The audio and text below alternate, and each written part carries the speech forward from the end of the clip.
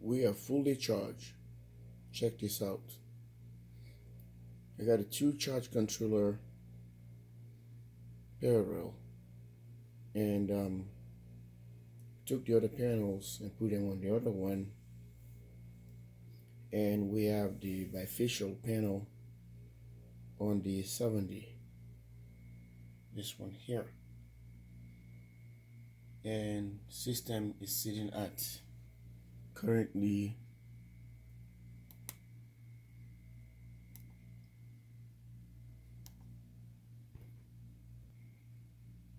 14.2, and we charged all the way to 14.4. So 14.4 divided by 4, since it's 4S, and we have a 3.5 volt on each cell, and it floats at 14.2. 14.2 divided by 4 is giving you a 3.55 volt per cell.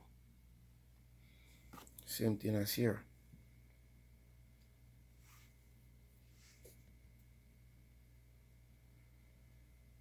Yesterday we were close, and it's just approximately 08:46 hours. The sun is just started coming out, and we have these fully charged with charge controllers. This is exactly what you're looking at right here. So the other day I decided to, I didn't show you guys, to put the panels, you see, so all the positive get tied here on the one charge controller, and we have a fuse, and we got a breaker.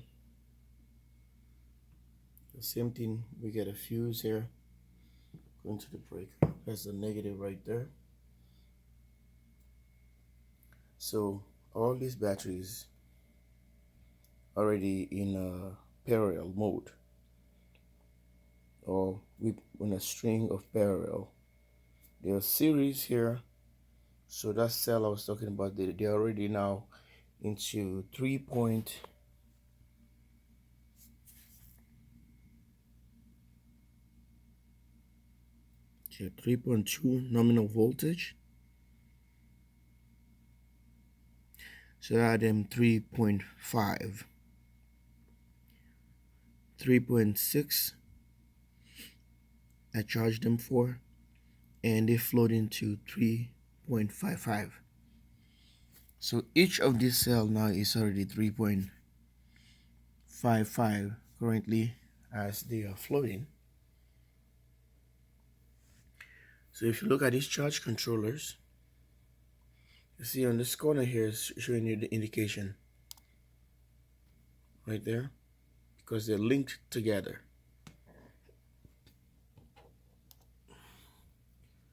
They're linked. So this is like the master. Okay. So this one peaked yesterday all the way to 370 watt. And this one's just little panels. These are the ones that made, I think, just 80 watts or something, 80, 90. And this one's almost 340, 370. So this is the system. And what is the next move? So let's wait and see what we're gonna do. Probably we're gonna be linking it with this guy over there and do a test. But I wish I had another bus bars so I can able to interconnect to balance these batteries, because of one string in series, I want them to be parallel on each series. Then they're all parallel this way, but I want to make like a full, I don't know probably it's hard to explain. Just like these guys here. And after this, I went back and go straight across with a little wire. So this one is properly balanced.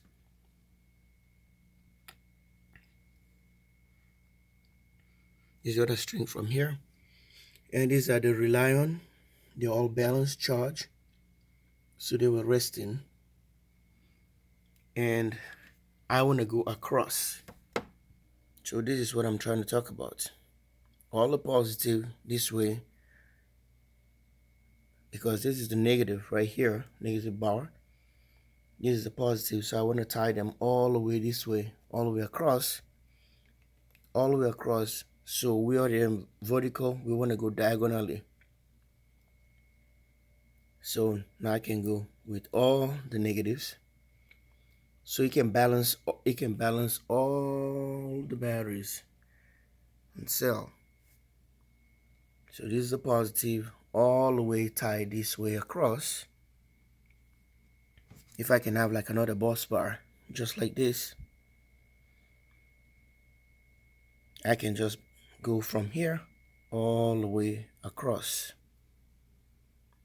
all the way across. That's what I did here. So if someone think I'm wrong, these batteries would have arced. So here is the positive side, and this is the negative side. See that?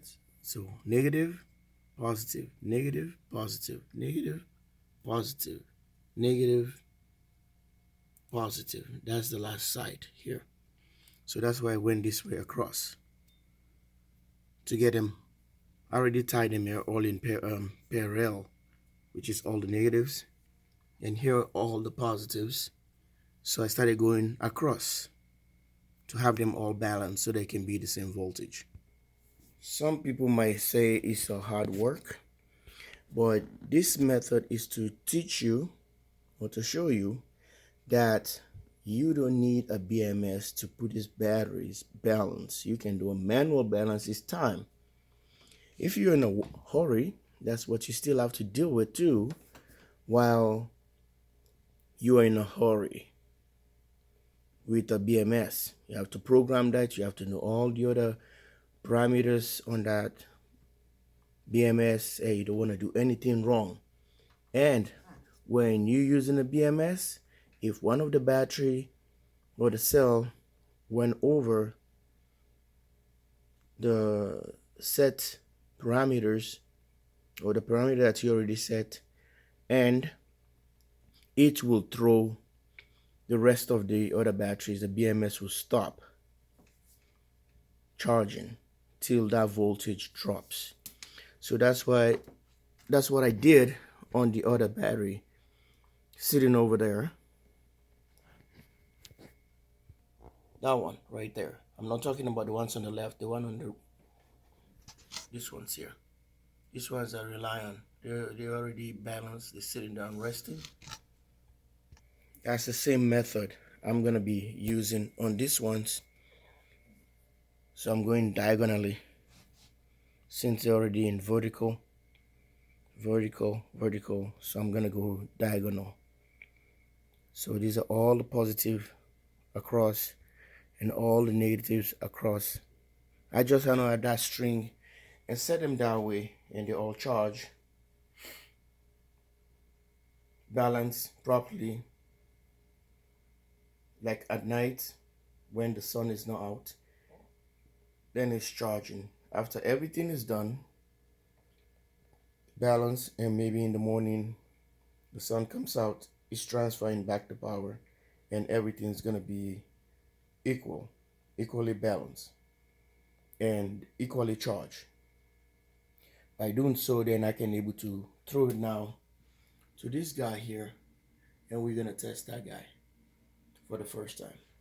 Like and subscribe. GW Solar USA, live from Minnesota. Love you guys, and thanks for watching. And this will be the end of this battery series till we went back to the discharging them. Okay, or load test. Bye for now.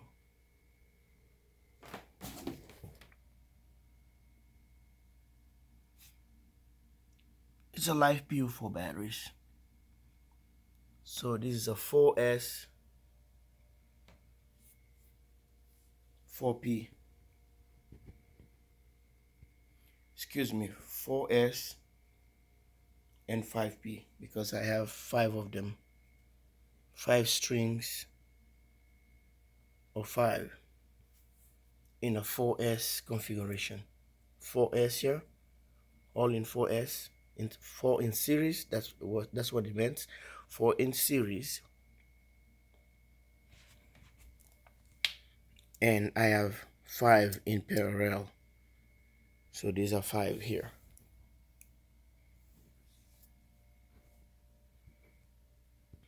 That gives us a total of 125 amp hours on each module. This already became as a module now. So each brick or each battery. So I count this as one battery now. One battery, one battery, one battery. That's 4 batteries. This is a 48-volt system right now. If I wire them in series, disengage from these terminals, flip them over, and we get a 48-volt system.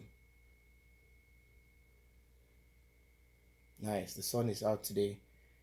I was thinking we're going to be pumping more power, but no way. That's it. That's why I set them, and that's where it's going to stop. You don't need a BMS to stop it. It's just set your charging parameters correctly. They will stop. Victron Energy is really cool. Thanks for watching.